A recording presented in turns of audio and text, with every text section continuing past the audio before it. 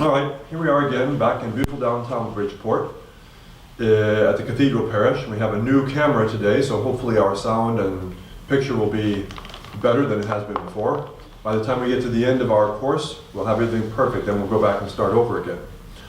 So today we're on class 22, and we're talking about the Sacrament of Matrimony. There's a lot of stuff to talk about today, so we may not be able to get it all done this time, so that's why next week will be also on the Sacrament of Matrimony, class 22. So the first thing we have to consider is that, like all the sacraments, all the 7 sacraments, matrimony has the same parts, the matter and the form and the intention, which is kind of more important in this sacrament than in some of the others, in a sense. So the matter of the sacrament, the stuff that's used, are a baptized man and a baptized woman. In order for the sacrament of matrimony to be exchanged, we must have a baptized man and a baptized woman, which is not to say that an unbaptized person, for example, a Jewish person, can't marry a Catholic person.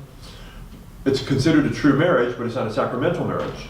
So there are 3 different bonds, or 3 different connections that we have to consider when we talk about the sacrament of matrimony. First of all, there's a legal bond. So in order to get married in our country, you have to go to the courthouse and get how do you call it, a license, a marriage license. And you have to sign your name and say, this is what I intend to do, and your spouse has to sign your name, etc. So that's considered a legal bond. And that, as we know, can be undone. So once people get married legally, if they don't like each other, they go back to the courthouse and they get a divorce, and it's done. Or there's also the second aspect of the bond called the natural bond. So that is to say that as Adam and Eve were married, because they were both, God put them together to be with each other, but there was no sacrament of baptism at that time, and no sacrament of matrimony, so Adam and Eve were not sacramentally married. Neither were they legally married because there were no laws except for God's law. So we consider that their bond was a natural bond. And the same thing is true in places where there are laws in the rainforest or things like this. The natural bond is understood by the church to be an important bond, but it's not the sacrament. And that brings us to the third bond, which is the sacramental bond. And as I said, the sacrament can be exchanged only between those who are validly baptized. So, not only 2 people who are validly baptized, but a baptized man and a baptized woman. That's the proper matter for the sacrament of matrimony. So when people say, do you think the church will ever change her teaching on same-sex marriage? The answer is no, it can't happen, because the matter of the sacrament has always been the same, a baptized man and a baptized woman. So there can be no sacramental matrimony, no sacrament of matrimony, without a baptized man and a baptized woman. That could be a baptized Baptist and a baptized Catholic. As long as the 2 people are validly baptized, the sacrament can be exchanged between them. We should also note that the sacrament of matrimony is the only one that the priest does not administer. The priest or the deacon witnesses the sacrament being exchanged between the baptized man and the baptized woman when they make their vows. And that brings us to the second part of the sacrament, the form. Remember that the sacrament of matrimony, like all the other sacraments, has its matter, its stuff, and its form, its words. And the sacrament of baptism is always our example for this. The matter of the sacrament of baptism is water. You have to use water, you can't use milk or orange juice. And the form of the sacrament of baptism is this: I baptize you in the name of the Father, and of the Son, and of the Holy Spirit. Those are the only words that can be used. You can't make up your own words. So the same thing is true for the sacrament of matrimony. The church has these vows, these words that are used to make clear to the couple what they're doing as they exchange the sacrament of matrimony. And those words are, and the translation that's slightly been changed recently, but the translation that's been used for a long time is, I, Billy, take you, Susie, to be my husband. I promise to be true to you in good times and in bad, in sickness and in health. I will love you and honor you all the days of my life. Let me say that again. Then the man says it first, then the woman says the same thing. I, Susie, take you, Billy, to be my husband. I promise to be true to you in good times and in bad, in sickness and in health. I will love you and honor you all the days of my life. So these are the words that your church says must be used. So in a Catholic wedding, you can't make up your own vows. You can't create your own words or prayers. These are the words that are used, just like with the sacrament of baptism. You have to use the words, I baptize you in the name of the Father, and of the Son, and of the Holy Spirit.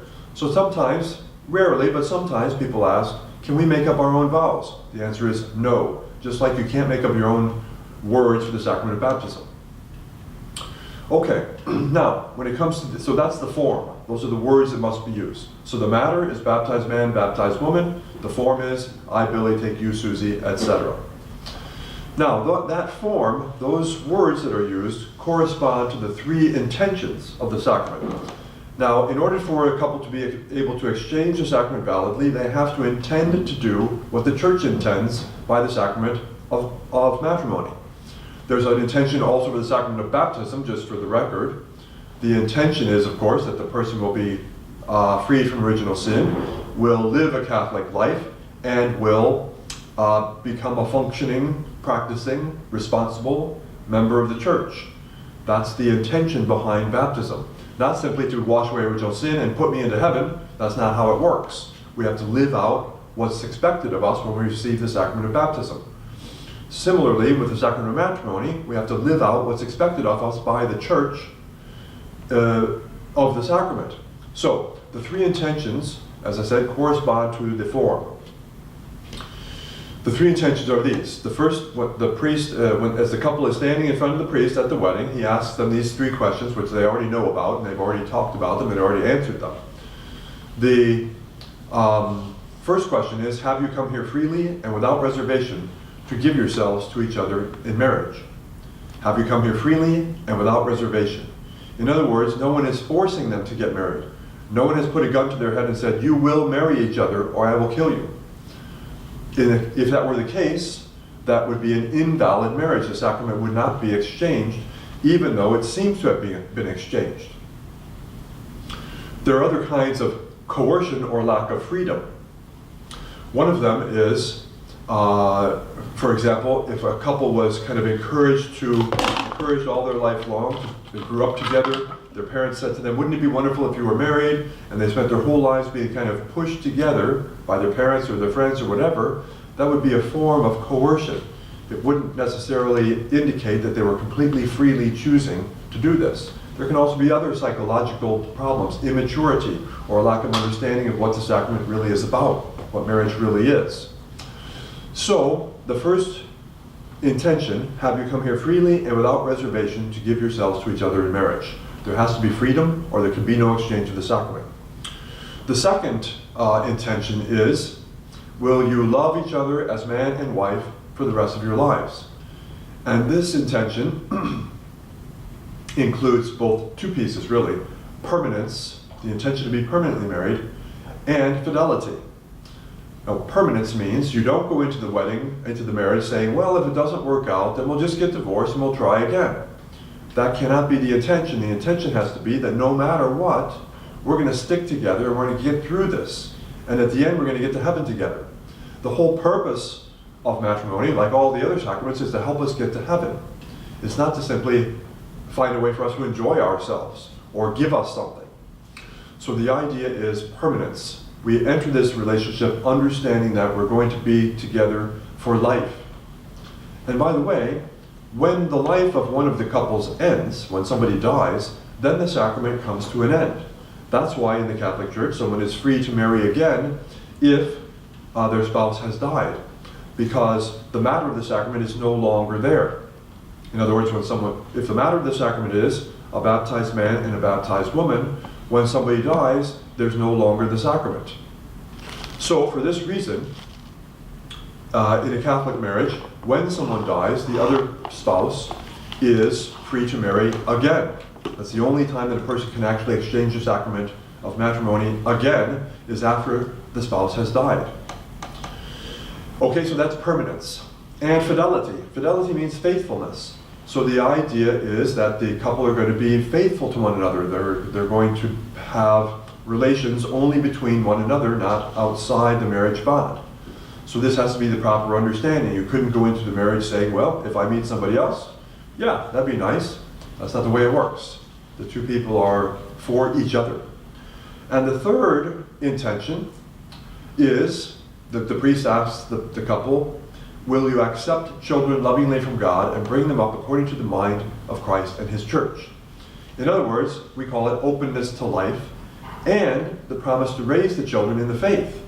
So it's not just about having children, it's about raising them as Catholics. That's part of the sacrament. So this openness to life question, sometimes people say, well, why is that part of the sacrament of matrimony? Because the purpose of matrimony is really twofold. The purpose of the sacrament is to unite the couple in an unbreakable bond and for the procreation of children, because children are obviously the byproduct of marital life. And when that openness to life is not present, then the purpose of the sacrament is not being fulfilled. If you think about the sacrament of baptism, the two purposes of baptism, as we remember, are to take away the stain of original sin and to make the person a member of the church. You can't really separate those two from one another. In other words, you can't say, well, I don't want original sin to be taken away, but I do want to be a member of the church. Or you can't say, I don't want to be a member of the church, but I want my original sin to be taken away. That's not how it works. The two are, if you will say so, one.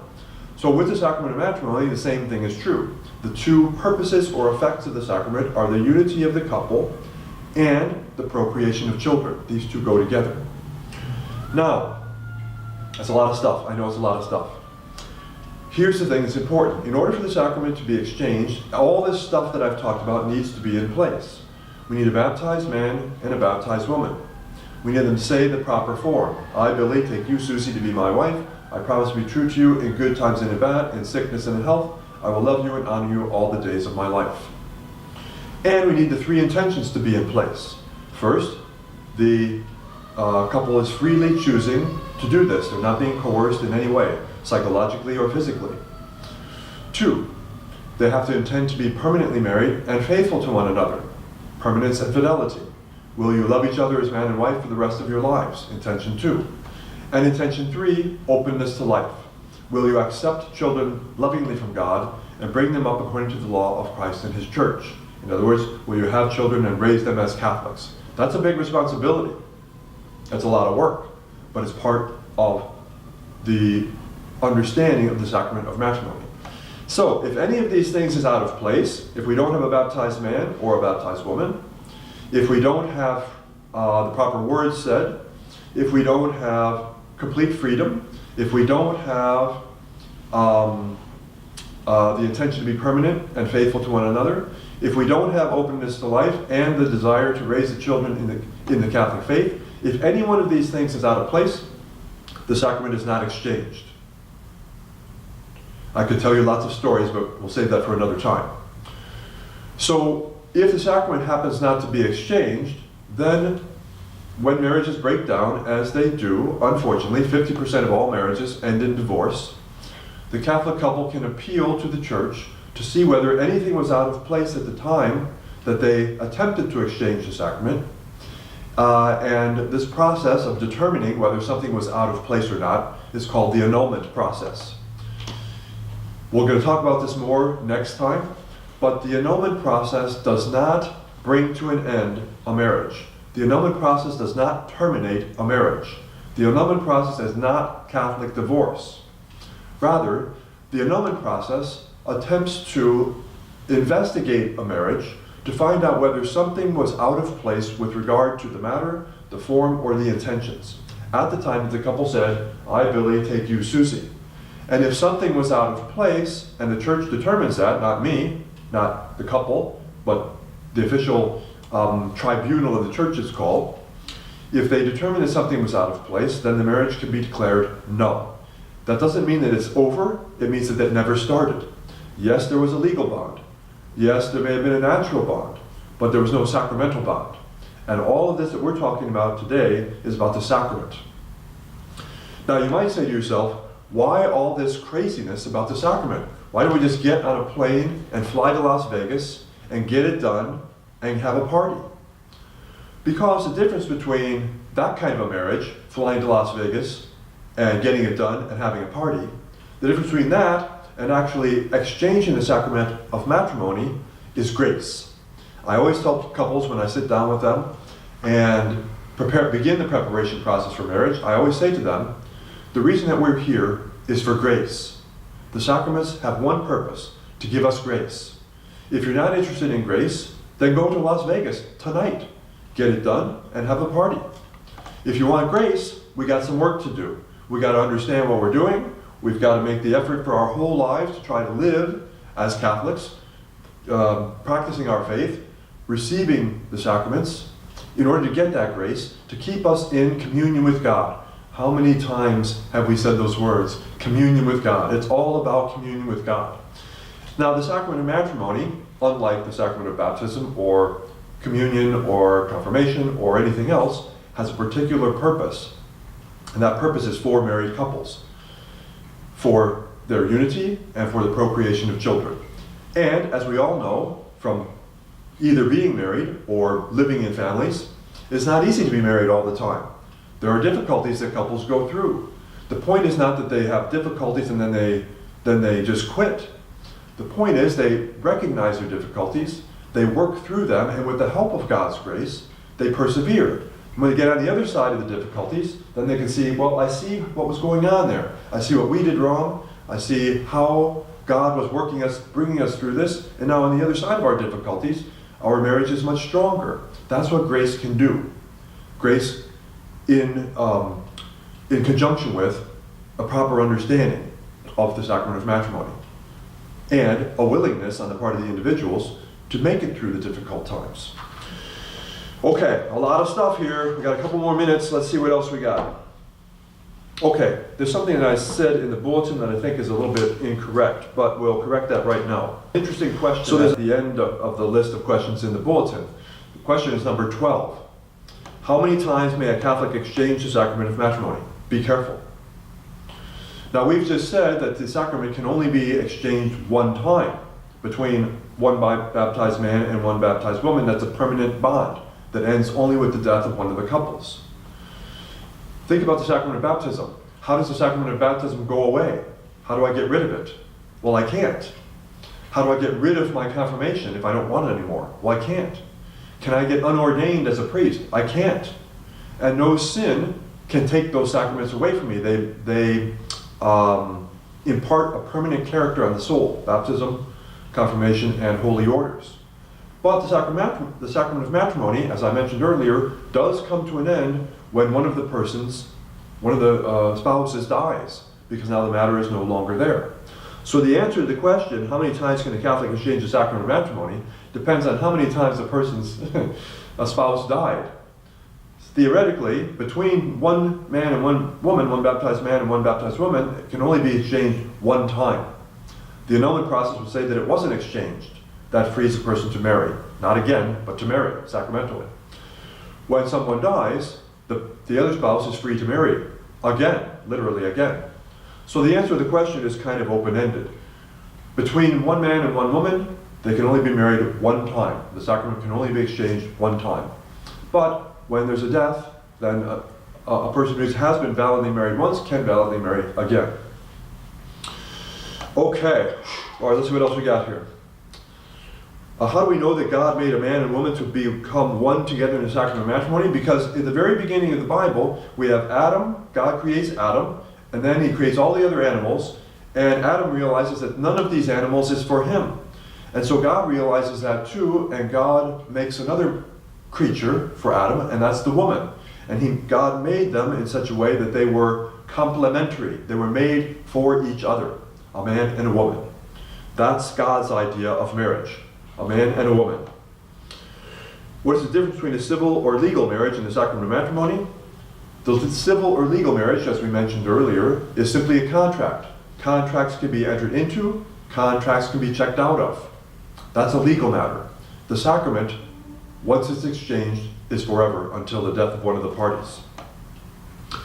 So in order to be validly married, to validly exchange the sacrament of matrimony, We need a baptized man and a baptized woman.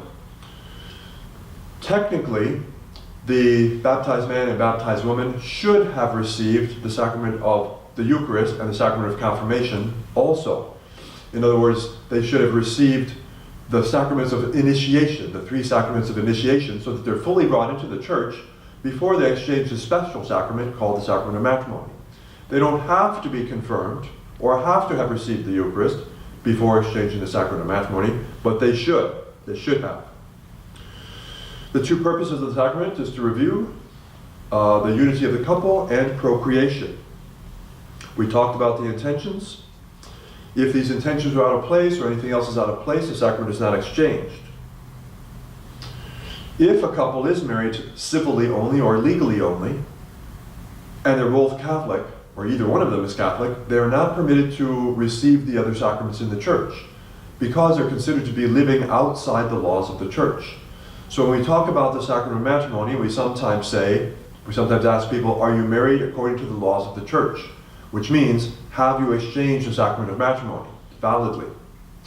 People who are living together as a married couple, only legally married or civilly married or not married at all, are not free to receive any of the other sacraments because they're not living according to the law of Christ and His church.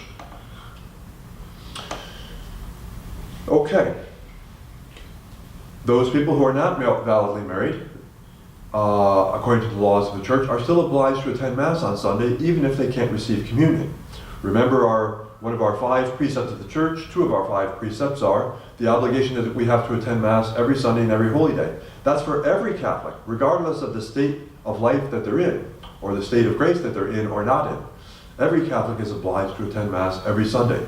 Not because we need to, not because God needs to, because we need to bring ourselves to God once a week.